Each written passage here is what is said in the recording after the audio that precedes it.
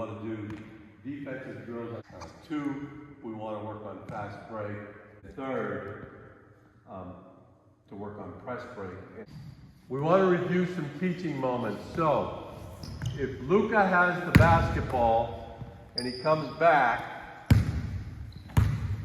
what is this if he steps over the line? Backcourt. Okay, so that we're clear on what the rules are for backcourt, there's 3 points. 1 leg, 2 legs, and the basketball. So if I do this, is that backcourt? No, you're correct. And what happens is when you see somebody do that, everybody goes backcourt, and if you just attack the basket, they're busy talking to the official. So know the rule. Now the second thing is if Luca has the basketball, Aiden pressures him and knocks the ball into the backcourt, but it goes off Luca. Starting to get pressure. Who should get it? Okay, if Luca again touches the ball, what's that called? Backcourt. Does Luca want to get backcourt? Yes, why? Correct? If he doesn't, then Aiden can just pick up the ball and get faster. Exactly. So a lot of teams and players think getting called for backcourt is a bad thing. Once it's gone back there, I want Luca to go get it and get called for backcourt because then the ball goes to the side and we bring our whole defense back, which is better than letting Aiden go for a layup. The flip side is true is if I'm the coach of Aiden, do I want Aiden to get the ball or not? Yes. Yeah. We want to go get the ball whether we're on offense or defense. When it goes to the backcourt, we sprint to go get the ball, either to protect a layup or if we're on defense, to score a layup. Got it? Okay. Streetcar has a chance to save it. Okay. Did you notice what he did? Did he save it? Did he try to? Okay. On defense, when we're defending this basket, so Blue, you're defending this basket, we only save the basketball if we have a 100% chance to get it to another Blue teammate. If it's not a 100% chance, I don't care if it's 95% chance, go ahead and catch it and go out of bounds. Now we set up our whole defense, and they have White doesn't have an easy way to score. Because the Streetcar really works hard and saves it right to a cutting Cameron coming in. And Streetcar goes to save it, does this. Go ahead, Cameron. I knew Cameron would make it, so we don't want that to happen. So if the ball's going out of bounds at the basket we defend, we don't save it unless we have what chance? 100%. Next we want to go into our fast break drill. And what's our favorite offense? Fast break. And why is the fast break our favorite offense? Luca. Because you score a lot and usually you have more people. Like it's like you have more numbers than the other team. Correct. We want to have an advantage. So a 3-on-2 fast break is what we're going to imitate here in this drill, and that's common in basketball. But really the simple answer is we get to score before the defense gets to set up. If we let the defense set up, it's 5-on-5 basketball. Now the drill that we're going to do, a lot of people call it UCLA. I think there's other benefits to it because it forces you to make quick decisions and to play at game speed or full speed. Couple rules to start. We're going to have 6 on a side.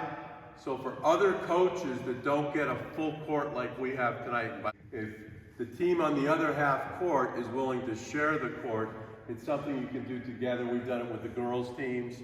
And you can interchange the players in parts for this drill and still get the benefits out of it for both teams. So again, if you only have a half court and you can partner up, this is a good drill. And we run it every practice. We do about 8 minutes every practice because it's that important to what we do. Just review how it works. So we're going to start with White with the ball coming this way. Blue has 2 defenders. White has 3 offensive players. Once the ball crosses half court, a third defender tags in and comes in and touches. I have a big cone here, but a little cone works the same way. But physically touches it and then goes back to help. So the 3-on-2 advantage in real basketball, you only have a second or less than that with the advantage. So this imitates that with the third player coming in, because the fast break isn't forever. So if we just play 3-on-3 in the half court, that's not real basketball, because the advantage of 3-on-2, excuse me, if we play 3-on-2 for a long period of time, that's not real basketball. In real basketball, it's 5-on-5. So eventually those other defenders are coming back. So he comes in as the third player. How does Aiden, Solomon, and Srikar, how do they know how to play defense? Because they're starting with 2, but there's 3 guys coming. Communicate. So Aiden, when you come in, they might tell you, I got ball, you take 32, or whatever, but talk to each other. Now we're going to start this with only 1 shot, no rebounds. So White, when you come this way, you get 1 shot. If you score, fine. If you don't, either way, it's blue ball coming the other way. Now, White's already ahead because you're always going to have 2 players next to fill back with the next player tagging in. Okay, the last point I want to make before we start the drill is, so Brett is a big guy.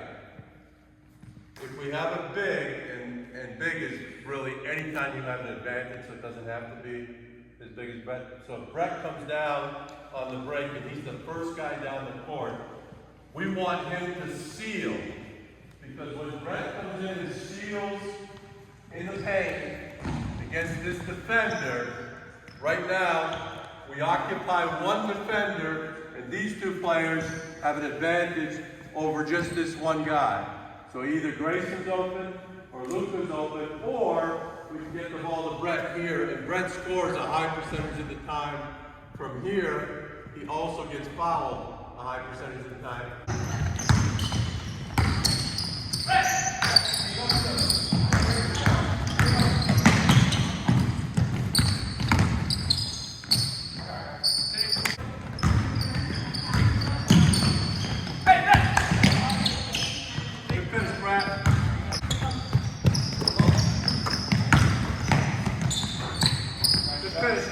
Our coaches, one of the other really good things about this drill, it was with 3-on-2 versus 5-on-5, every player touches the ball, so you're developing everybody.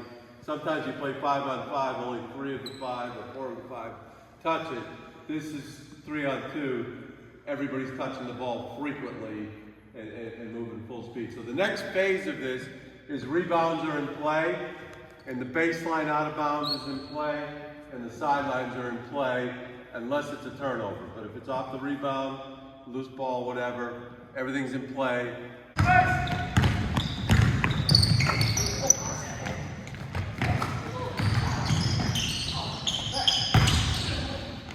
pass, Luka, good finish, Brad.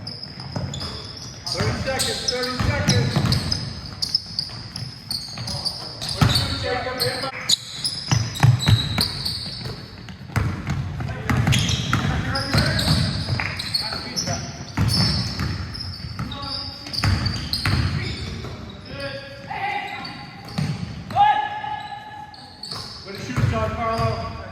What we added in there was a 3-on-3 press. You need at least 12 players to do that, but again, if coaches partner with another team, one team has 8, your team has 8, you can do this with 16 just as easily. As you can see, it's a very fast-paced game. Some of these guys are breathing very heavy, and we just did 2-minute rotations on everything. So I think it's a great drill for basketball, and because our favorite offense is the fast break, it's really important for our team. I want to take a moment to talk about what AYBA is, what it's all about. I believe it's the best-in-class youth basketball program. This past season we had 930 or so players, about 110 teams in the recreational league, and another 7 travel teams. Sometimes we have as many as 10 travel teams. So I think it's a great program. It requires volunteers to be on our AYBA board, and you're always welcome. We can use more help. And volunteers to be head coaches. So please come out and take an opportunity to make a great experience for our kids and coach. Our program today includes, it starts at kindergarten, goes all the way up through high school. Kinderball for girls was a new introduction about 3 or 4 years ago and was very successful.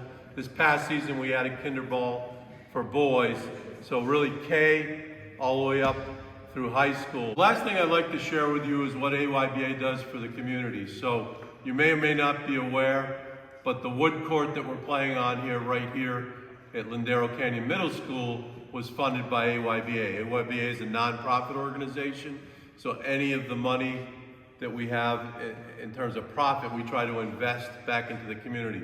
We have an excellent partnership with both LVUSD and OPUSD, and we work with them so that we can use their facilities to make a great experience for our players. Outside of this gym, you'll see a mural of a cougar, the school mascot. Again, that's something that AYBA funded. If we go over to Oak Park High School, they have new bleachers over there. That's something that AYBA funded. Every year we put 2 scholarships out there for Oak Park students, 2 scholarships for Agora students or LVUSD, and that's something we're proud of. Also, something that AYBA does is it offers employment opportunities for the youth in our community. So our youth can be, say, 8th or 9th grade and above, can be referees. Then we pair them up with an adult referee with experience so that they can learn and get better.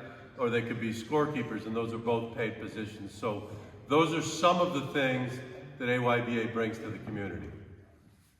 Okay, lastly, we always need to take a moment to remember what we're all about here at AYBA. It's to give a great basketball experience for all of our youth. And sportsmanship and respect are paramount. We want our players to respect each other, to respect their opponent, our coaches to respect the opponent, everybody to respect the referees, the fans to respect the referees, players, and the opponent. So I think we can all do this together as a community, make it fun and a very positive experience for our players. Remember, it's all about the players. Oh, yes. Go, Luca.